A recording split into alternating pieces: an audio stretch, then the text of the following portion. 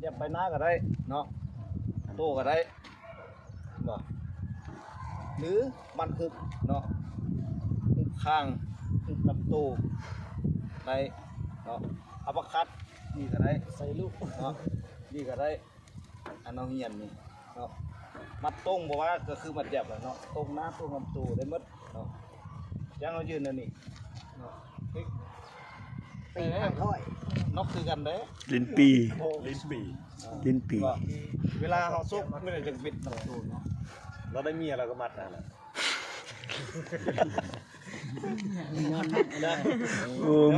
มือกระโต ตัวนี้เนาะ เข้าใจเลยมอกของเราเลย พื้นนี่แหละเขาจะไปปรับใส่เอาเนาะอย่างมัดหยับมัดตรงมัดหุบมัดอัปคัดมันมีลายบนตีลายบนเนาะ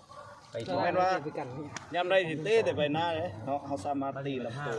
กาดบ่สู้ แล้ววิธีป้องกัน สู้เข้ากับผู้ แล้วเขาจังเฮียนอีกเขาทำตัว